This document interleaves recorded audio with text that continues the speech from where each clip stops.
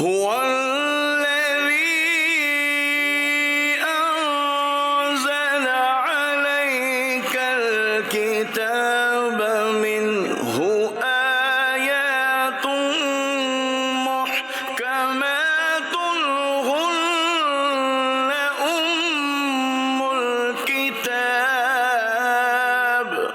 وہی ہے جس نے تم پر یہ کتاب اتاری، اس کی کچھ آیتیں صاف معنی رکھتی ہیں، وہ کتاب کی اصل ہیں۔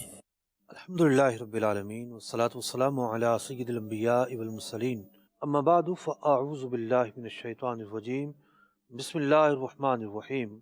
محترم ناظرین کرام، آپ دیکھ رہے ہیں پروگرام احکام قرآن۔ سورہ انفال کی تفسیر چل رہی ہے اور آج ہمارے سامنے آیت نمبر 59، 60 اور 61 تین آیات مبارکہ ہیں۔ جیسا کہ آپ کو معلوم ہے کہ سورہ انفال کے مضامین جو ہیں ان میں ایک بڑا حصہ واقعہ بدر کے پس منظر میں ہے۔ واقعہ بدر جہاں اللہ رب العزت کی غیبی مدد پہنچی، جہاں مسلمانوں کو اللہ کی اس غیبی مدد کی وجہ سے فتح اور نصرت حاصل ہوئی، اور مسلمان سرخرو ہوئے، اللہ کی بارگاہ میں بھی سرخرو ہوئے، اور اس لیے کہ ثابت قدم رہے، اور دنیا میں بھی سرخرو ہوئے کہ کافروں کے مقابلے میں انہیں ہزیمت کا سامنا نہیں کرنا پڑا۔ یہ جو تین آیات مبارکہ ہیں بڑی ہی بنیادی آیات مبارکہ ہیں اسی مضمون کے تعلق سے جب اللہ کی راہ میں لڑنے کا معاملہ ہو۔ آئیے سب سے پہلے ان کی تلاوت اور ترجمہ سنتے ہیں، پھر ان کی تفسیر کی طرف آتے ہیں۔ قرآن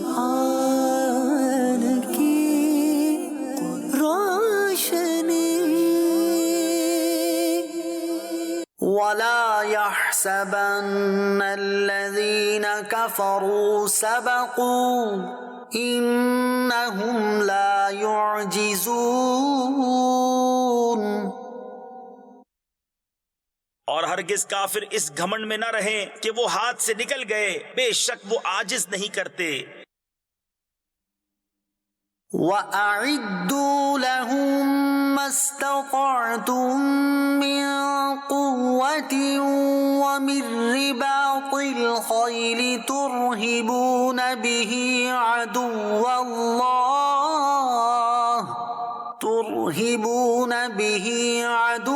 اللَّهِ وَعَدُوَّكُمْ وَآخَرِينَ مِن دُونِهِمْ لا تعلمونهم اللہ يعلمهم وما تنفقوا من شيء في سبيل الله يوفى إليكم وأنتم لا تظلمون۔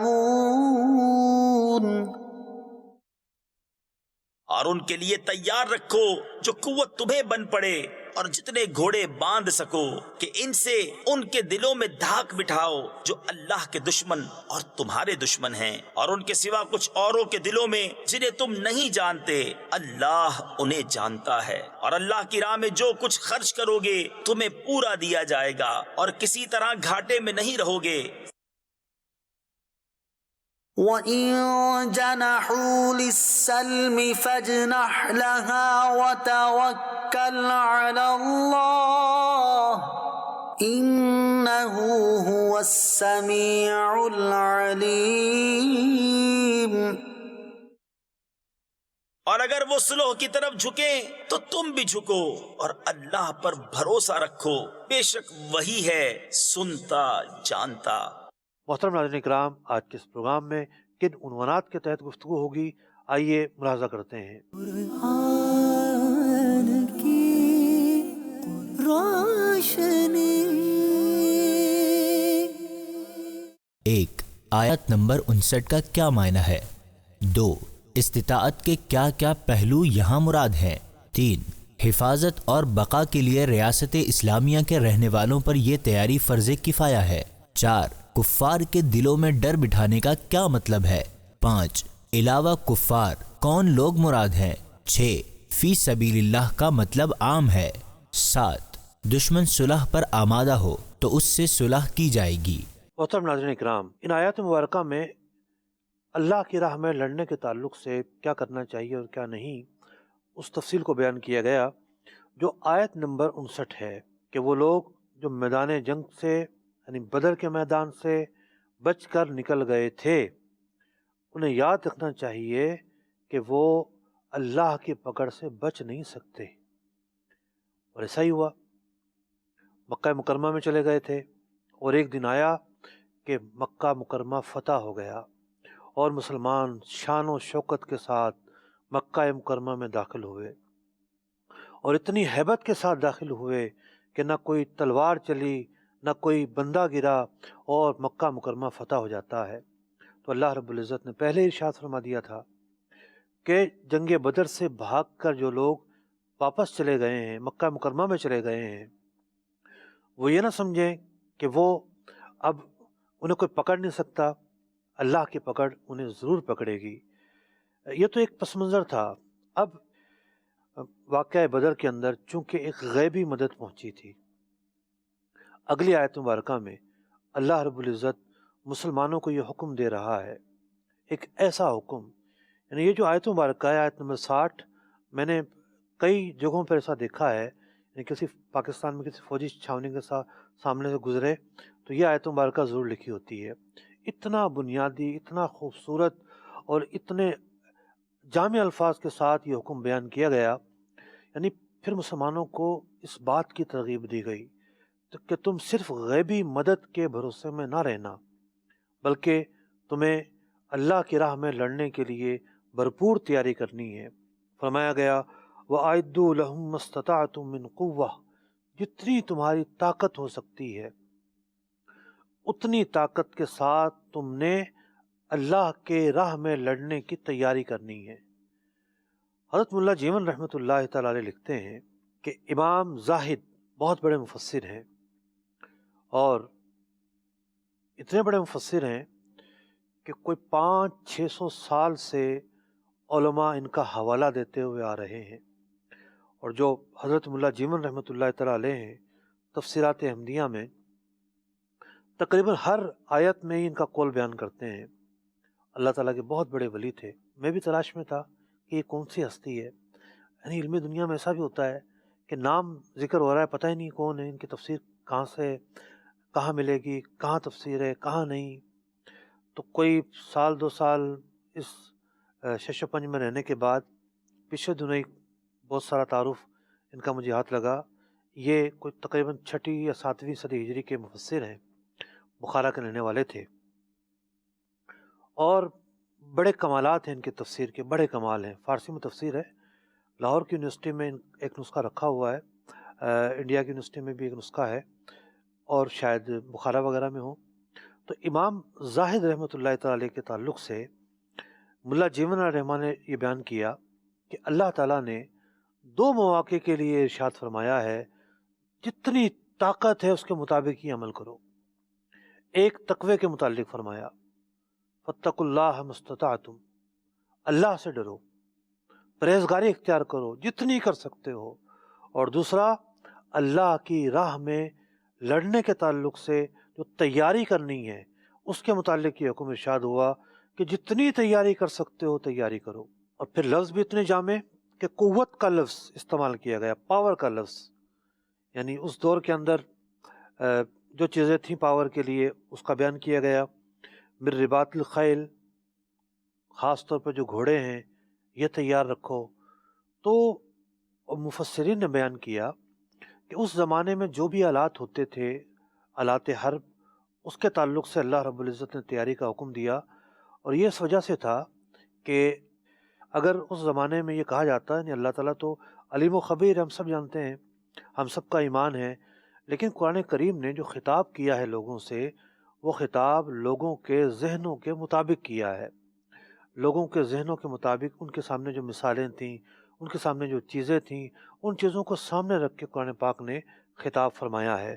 تو اگر اس دور یعنی اس نزول قرآن کے وقت جو ہے حوالہ دیا جاتا میزائل کا، توپ کا، بندوق کا، تو کیا سمجھ میں آتا؟ تو یہی وجہ ہے قرآن پاک میں بیان کردہ موسم ہوں، پھل ہوں، درخت ہوں، بہت سارے وہ ہوتے ہیں کہ جو اس زمانے میں پائے جاتے تھے۔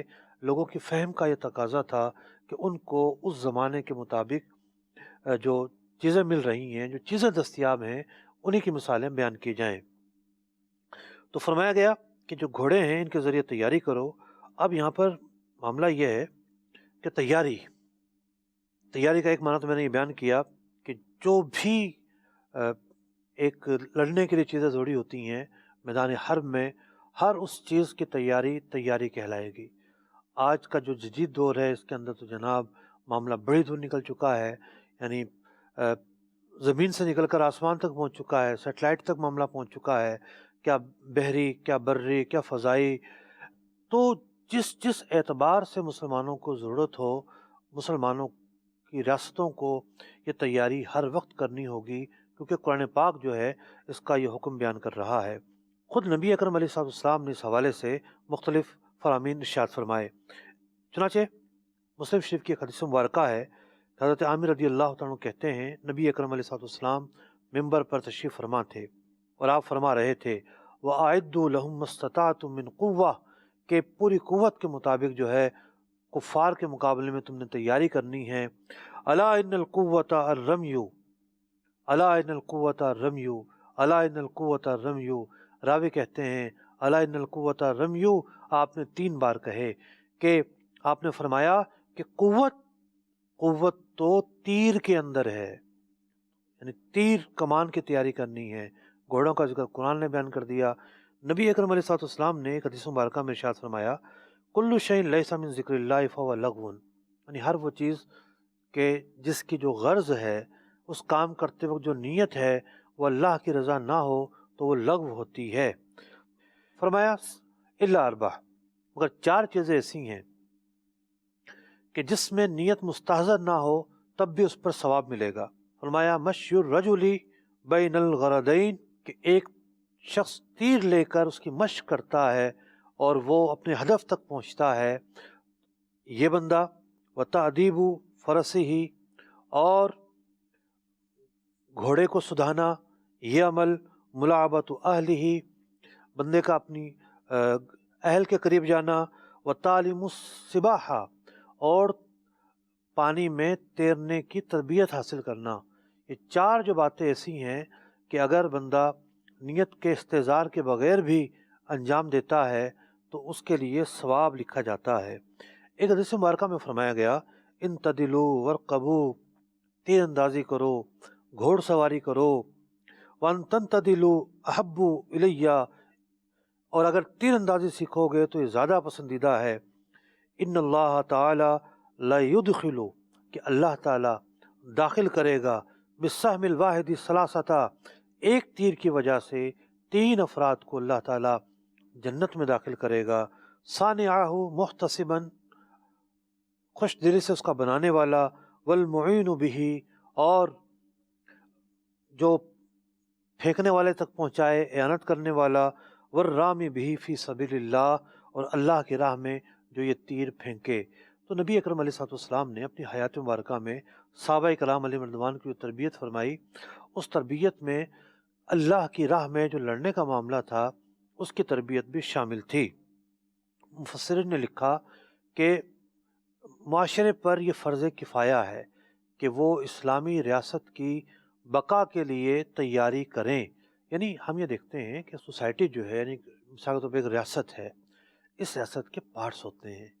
اس ریاست کے اندر علماء کا ایک پارٹ ہے، انجینئر ہوں گے، پڑھانے والے لوگ ہوں گے، ہنرمند لوگ ہوں گے، مطلب کوئی کپڑا تیار کر رہا ہے جناب، تو کوئی میڈیکل کے آلات تیار کر رہا ہے۔ ریاست کو جس چیز کی ضرورت ہوتی ہے، کسان اناج اگا رہے ہوتے ہیں، اسی طریقے سے ریاست کی ایک فوج ہوتی ہے۔ وہ جو فوج ہوتی ہے ریاست کی، وہ ایک فرض کفایہ کا فریضہ انجام کرتی ہے۔ یعنی ہم سب اپنے اپنے کاموں میں مشغول ہوتے ہیں، ہم راتوں کو سکون سے سو جاتے ہیں، لیکن سرحد پر کھڑا ہوا جو سپاہی ہے وہ ہماری حفاظت کر رہا ہوتا ہے۔ اگر وہ سپاہی نہ کھڑا ہو، سرحدیں چھوڑ دی جائیں، دشمن کو موقع دے دیا جائے، تو نہ ہماری عزت محفوظ رہے، نہ ہماری جان محفوظ رہے، نہ ہمارا مال محفوظ رہے، بلکہ ہم تو غلام بن کر رہ جائیں گے۔ تو یوں جہاں زندگی کے دیگر شعبہ جات جو ہیں ان کی اہمیت ہیں، وہ اہم ہیں، وہ ضروری ہیں، اسی طریقے سے ملک کی حفاظت کرنا، ریاست کی حفاظت کرنا، اسلامی ریاست کی جغرافیائی جو سرحدیں ہیں اس کی حفاظت کرنا، یہ انتہائی اعلیٰ کام ہے۔ قرآن جس کے متعلق کہہ رہا ہے کہ تم نے کفار کے مقابلے میں تیاری رکھنی ہے، تو یہ جو تیاری ہے علماء نے لکھا کہ فرض کفایہ ہے۔ اگر کچھ لوگ کریں گے باقی لوگ بری ذمہ ہو جائیں گے۔ خدا نہ خواستہ کوئی ایسا موقع آ جاتا ہے کہ ہماری فوجیں بھی کم پڑ جاتی ہیں، تو پھر جو معاشرے کے باقی جو لوگ ہیں وہ پھر حصہ بٹانے کے لیے اس کام میں آگے بڑھیں گے۔ آگے بڑھتے ہیں، اس آیت مبارکہ میں ایک بات بڑی کمال کی ارشاد فرمائی گئی، فرمایا گیا کہ تم نے یہ تیاری کرنی ہے۔ کیوں تیاری کرنی ہے؟ ترہبون بہ عدو اللہ وعدوکم۔ ایک تو ہوتا ہے عملی طور پر جنگ ہونا، اس کی تیاری ظاہر بات ہے پہلے سے ہوتی ہے، اور ایک یہ ہوتا ہے کہ جنگ کے کوئی آثار نہیں ہیں، جب بھی تیاری پوری کر کے رکھنی ہے۔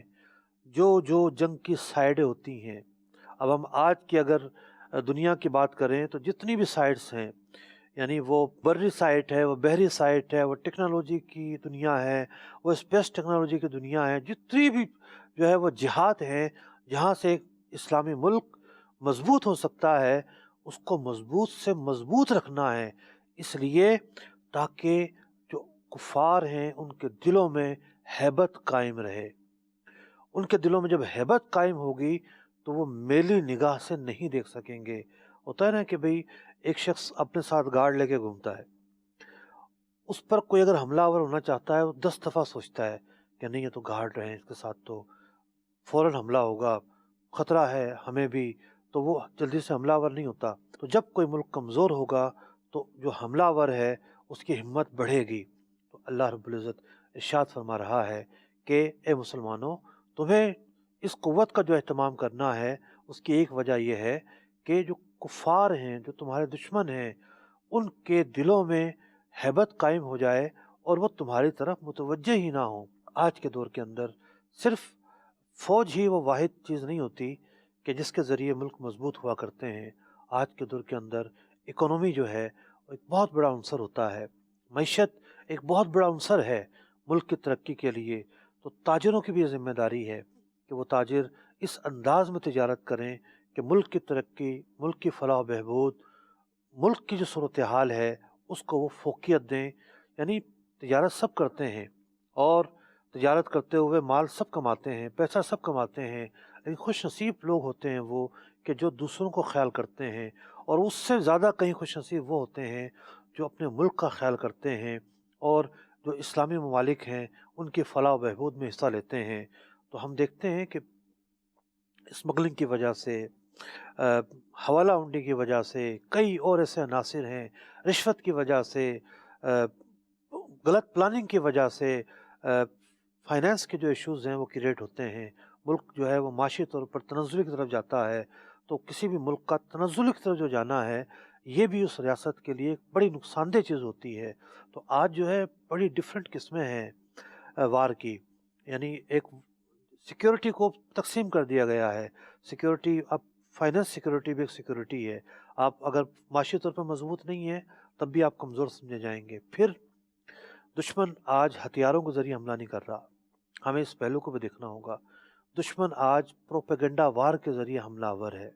دشمن کے جو بڑے جو ہتھیار ہیں پروپیگنڈا وار ہیں، کولڈ وار چلتی ہے، پراکسی وار چلتی ہے، کسی اور کو آگے کر کے، کسی اور لبادے میں آگے کر کے اس سے کھیلا جاتا ہے۔ ملک کے اندر سے ہی ایسے لوگ چن لیے جاتے ہیں کہ جو کسی اور کی زبان بول رہے ہوتے ہیں تاکہ لوگوں کے خیالات بدلیں، لوگوں کی ترجیحات بدلیں، لوگوں کے اندر وہ چیزیں پیدا ہوں کہ دشمن ان میں آسانی سے داخل ہو سکے۔ تو محترم ناظرین کرام، اس وار کا مقابلہ کرنا بھی ضروری ہے۔ ہم جب اسلامی تعلیمات سے آشنا ہوں گے، اسلامی تعلیمات کا ہمیں پتہ ہوگا، اللہ تعالیٰ کے حقوق، اس کے رسول کے حقوق، صحابہ اکرام کے حقوق، شریعت مطہرہ کی تعلیمات سے ہمیں جب واقفیت ہوگی تو کون ہم پر حملہ آور ہو سکتا ہے۔ مثال کے طور پر ختم نبوت کا عقیدہ ہے۔ ختم نبوت کے مقابل میں جو بھی لوگ ہیں وہ یہ چاہتے ہیں کہ نبی اکرم علیہ الصلوۃ والسلام کی محبت ہمارے دلوں سے نکل جائے۔ اگر یہ ہو گیا تو یہ لوگ کمزور ہو جائیں گے، کمزور ہو جائیں گے تو ہمارے لیے یہ موم کی حیثیت رکھیں گے، جب چاہو ان کو پکڑ لو۔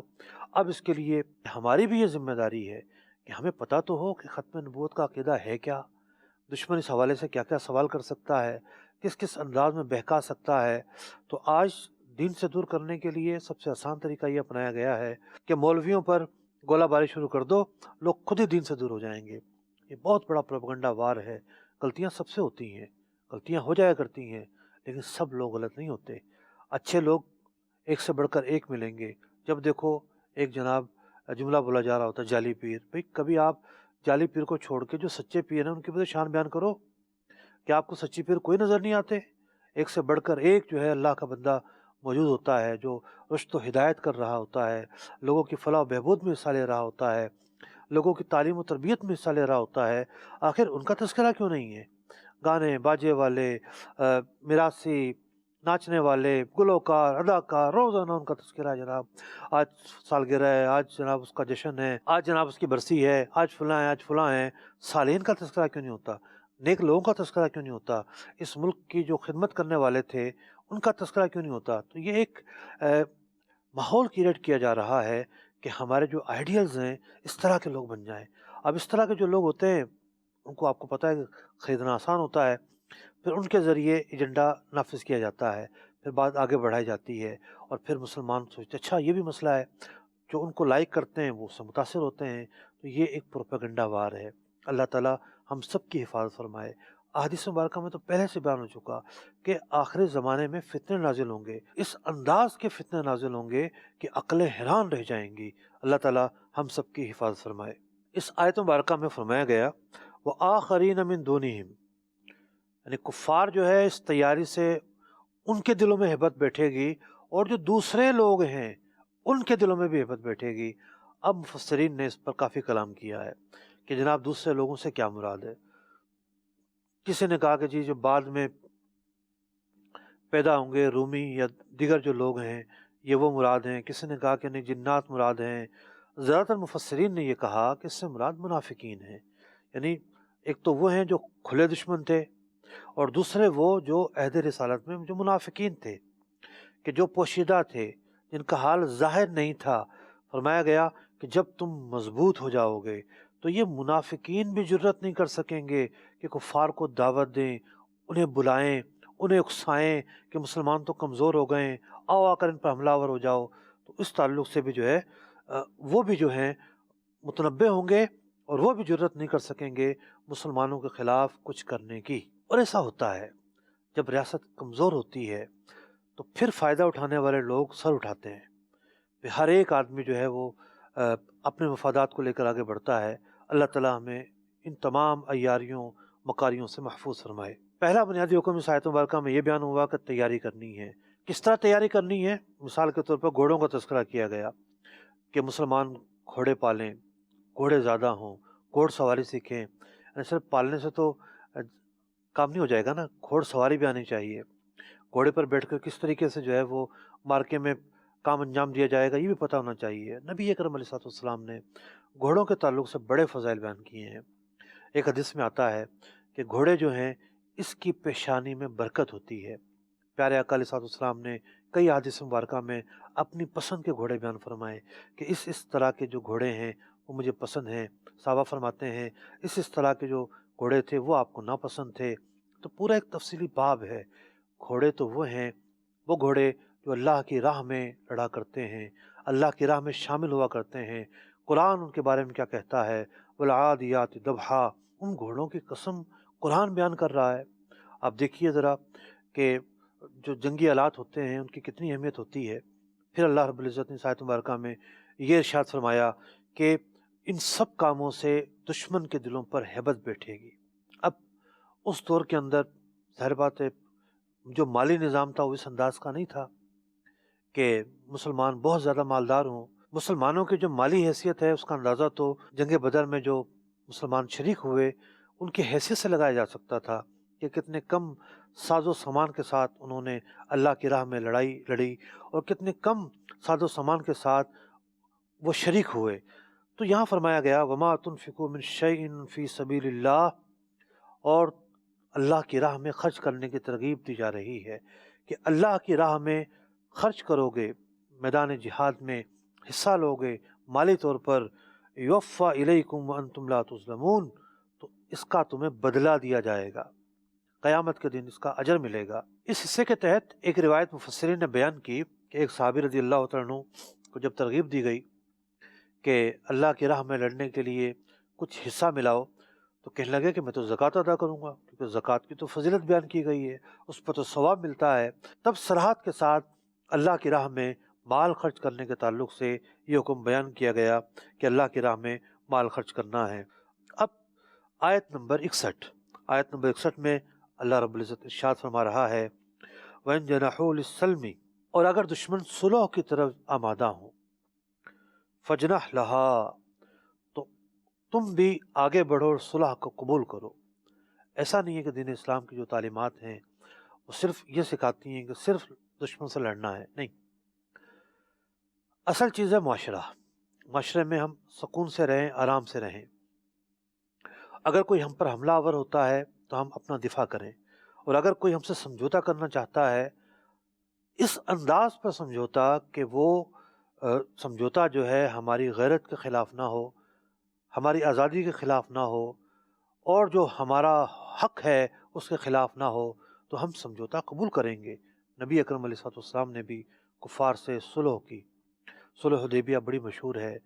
اس کے علاوہ بھی بہت سارے قبائل سے آپ علیہ السلام نے صلح فرمائی اور ان سے جنگ نہیں فرمائی۔ تو اگر کوئی موقع ایسا ہو کہ صلح کرنے کا موقع ہو تو صلح کی جائے گی۔ صلح کے حوالے سے بھی قرآن پاک نے فرمایا فَجْنَحْ لَهَا، کہ ان سے صلح کرو، وَتَوَكَّلْ عَلَى اللَّهِ، اور اللہ سے توکل کرو، إِنَّهُ هُوَ السَّمِيعُ الْعَلِيمُ، بلا شبہ وہ سنتا ہے اور جاننے والا ہے۔ محترم ناظرین کرام، سورہ انفال کے تناظر میں یہ جو 3 آیات مبارکہ تھی، آج ہم نے ان 3 آیات مبارکہ کا معنی اور مفہوم بیان کیا ہے۔